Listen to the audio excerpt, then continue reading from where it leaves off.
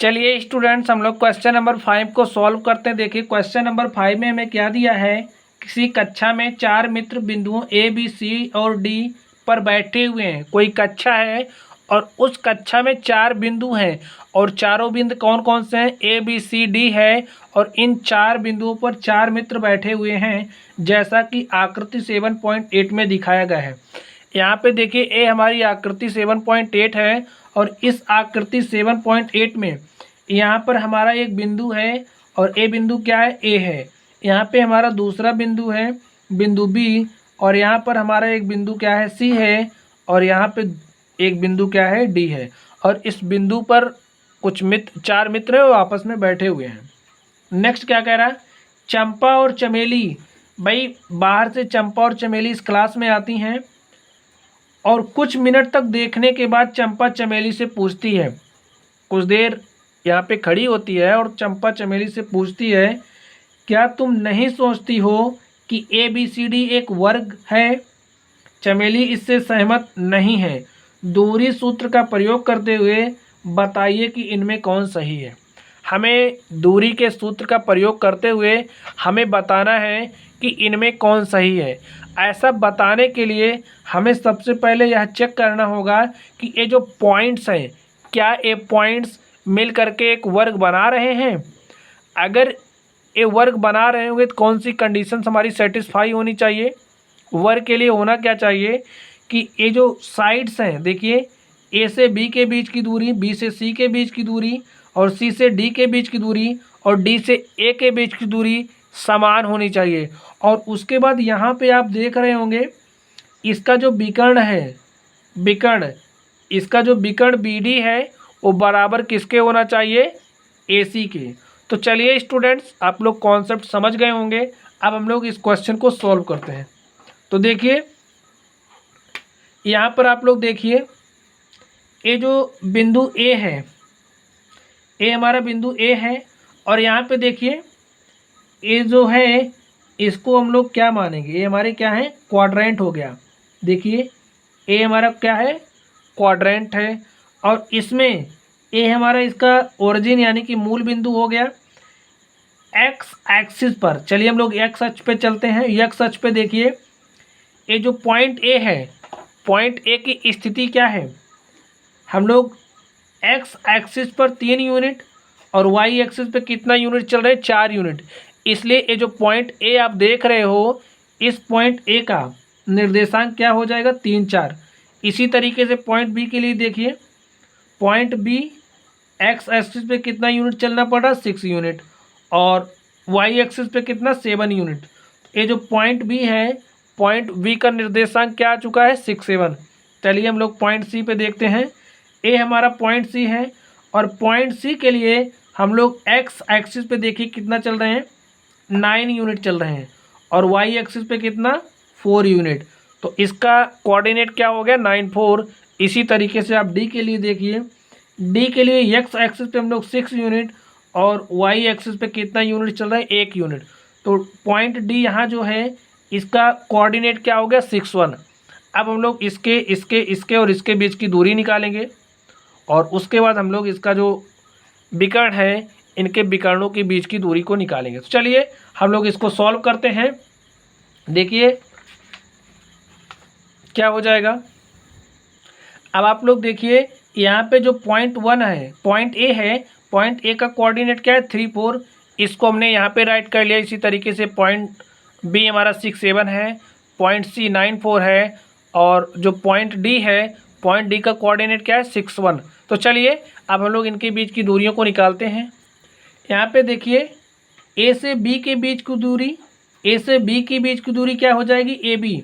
और यहाँ से हमारा ए बी इक्वल टू क्या हो जाएगा, आप लोग फॉर्मूला अप्लाई करिए। हमारा फॉर्मूला क्या होता है, दूरी का होता है √x2 - x1 का whole square plus y2 - y1 का होल स्क्वायर।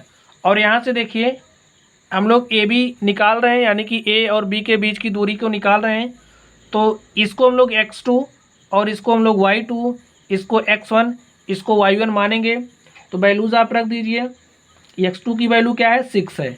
तो लिखिए 6 - और x1 कितना है 3 है, तो इसका स्क्वायर प्लस y2 कितना है, y2 हमारा है 7 माइनस और यहाँ से y1 4, इसका स्क्वायर कर दीजिए और इसको हम लोग सॉल्व करते हैं। देखिए क्या हो जाएगा, √6 में से 3 माइनस कर दीजिए, क्या हो जाएगा 3, और 3 का स्क्वायर प्लस 7 माइनस 4 करिए, तो 7 में से 4 घटाइए कितना हो जाएगा 3, और यहाँ से हमारा क्या हो जाएगा 3 का स्क्वायर, तो इसको लिखिए 3 त्रिका 9 और प्लस 9, और इसको हम लोग क्या लिख सकते हैं 18, और 18 को अगर हम ब्रेक करें तो इसको हम लोग लिख सकते हैं 9 इंटू में 2, और यहाँ से हम लोग 9 का वर्गमूल ले लेंगे, क्या ले लेंगे वर्गमूल, तो हमारा क्या हो जाएगा 3√2।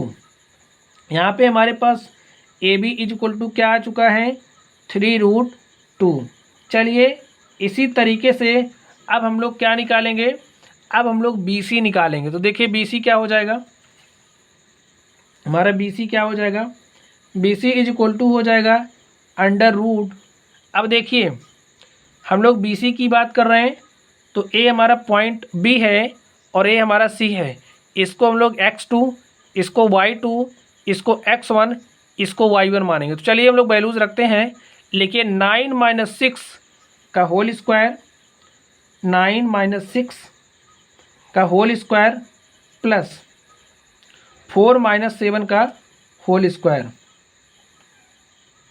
सॉल्व करिए इसको, क्या हो जाएगा 9 माइनस 6 कितना हो जाएगा, 9 माइनस 6 3 हो जाएगा, तो यहाँ से 3 का स्क्वायर प्लस 4 माइनस 7 माइनस 3, तो यहाँ से -3 का स्क्वायर, और इसको हल करिए देखिए क्या हो जाएगा 3 त्रिका 9 और -3 का स्क्वायर कितना हो जाएगा 9, तो यहाँ से इसको हम लोग क्या लिख सकते हैं, ये हो जाएगा 9 और प्लस 9 18, 18 को हम लोग लिख सकते हैं कितना 9 गुणे 2, और 9 का वर्गमूल ले लेंगे तो क्या बचेगा 3√2।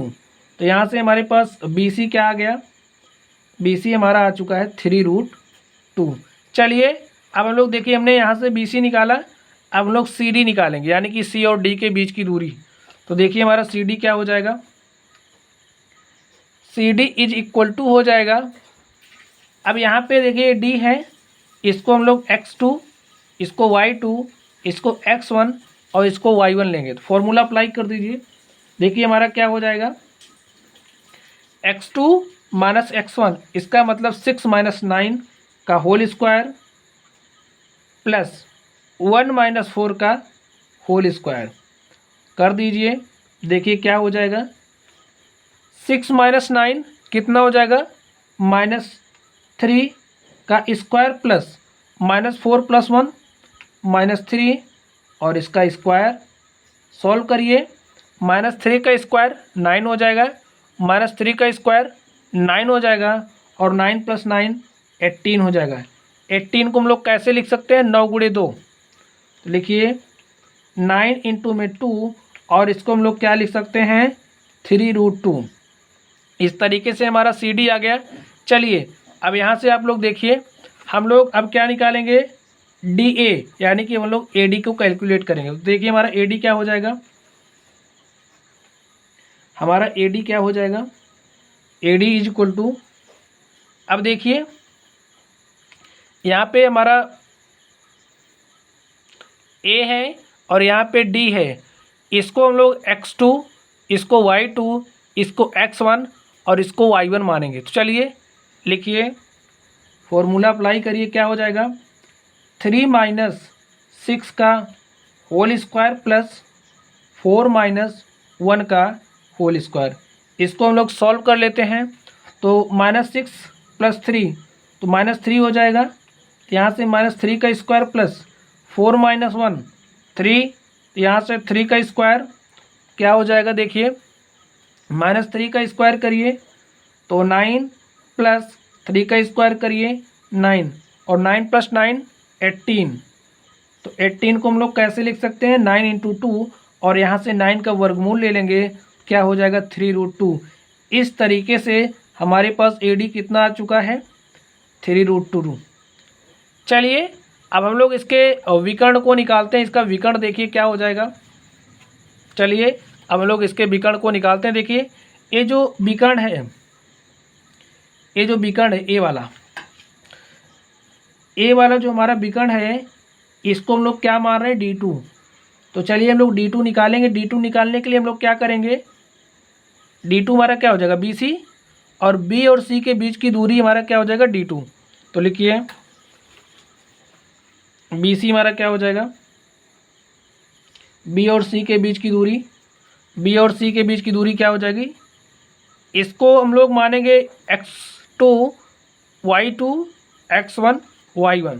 तो लिखिए ऐसा आप लोग देखिए क्या हो जाएगा, अंडर रूट 6 माइनस 6 का होल स्क्वायर प्लस 1 माइनस 7 का होल स्क्वायर, 1 माइनस 7 का होल स्क्वायर।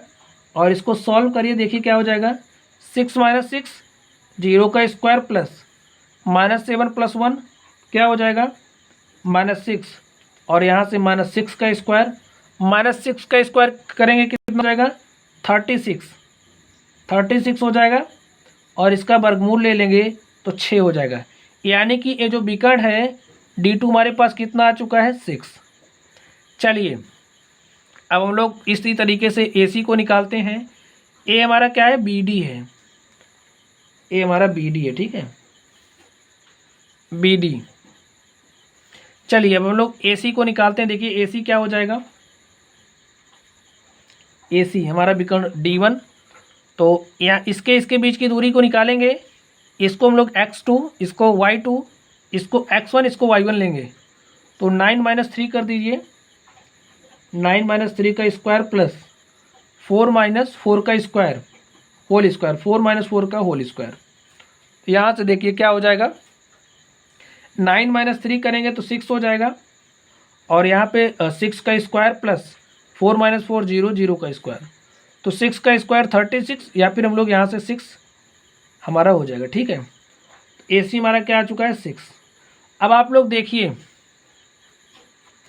अब आप लोग फिगर में देखिए, ये जो साइड है, ये जो साइड है, ये जो साइड है, यानी कि हमारा क्या आया है, हमारा AB बराबर BC बराबर, AB बराबर आया है BC के, BC बराबर आया है CD के, CD बराबर आया है AD के। लिखिए AB बराबर है BC, BC बराबर है और CD के, और CD हमारा बराबर किसके है AD के। और ये सब हमारे किसके बराबर आए हैं, देखिए आप लोग यहाँ से हमारा बराबर आया 3√2 के। देखिए 3√2 और 3√2, तो लिख दीजिए बराबर है 3√2 के। यानी कि जो हमारा चतुर्भुज बन रहा है उसके सारे साइड्स कैसे एक बराबर है। और देखिए जो विकर्ण BD है, लिखिए विकर्ण BD बराबर है विकर्ण AC के, और बराबर है कितना 6, बराबर कितना है 6 है। अब ये क्या शो कर रहा है, जो हमारी आकृति है कुछ इस तरीके से है, कुछ इस तरीके से है, जिसके सारे साइड्स बराबर हैं, जिसके सारे साइड्स क्या हैं बराबर हैं, और इसके जो विकर्ण हैं ये भी क्या है बराबर है। तो इस तरह की जो प्रॉपर्टी होती है हमें किस तरीके के चतुर्भुज में मिलती है, वर्ग में। तो लिखिए अतः बन रही आकृति, अतः बिंदु ABCD, लिखिए बिंदु ABC तथा D से एक वर्ग बन रहा है, वर्ग बन रहा है। अब देखिए हमसे क्वेश्चन में क्या पूछा था, आप लोग एक बार क्वेश्चन देखिए कि इसमें क्या कह रहा है। चंपा चमेली से पूछती है कि क्या तुम नहीं सोचती हो कि ABCD एक वर्ग है। चमेली इससे सहमत नहीं है। इसका मतलब चमेली सहमत नहीं, एक वर्ग बन रहा है कि नहीं बन रहा है, लेकिन जो चंपा है वो उससे कह रही कि वर्ग बन रहा है, ठीक है, क्या वर्ग बन रहा है। नेक्स्ट क्या कह रहा है, बताइए कि इनमें कौन सही है। तो आप बताइए कौन सही है, वर्ग बन रहा है तो चंपा सही है, चंपा सही है। यही हमारा क्या हो गया, आंसर हो गया। तो स्टूडेंट्स, इस तरीके से हमने इस क्वेश्चन नंबर 5 को सॉल्व किया। तो चलिए स्टूडेंट्स, आप लोग पढ़ते रहिए। अगर आप लोगों को कोई भी डाउट हो तो आप लोग कमेंट बॉक्स में कमेंट करना। वीडियो पसंद आए तो वीडियो को लाइक करिएगा, चैनल पर नए हो तो चैनल को सब्सक्राइब करिएगा। तो चलिए स्टूडेंट्स, आप लोग पढ़ते रहिए। Thank you.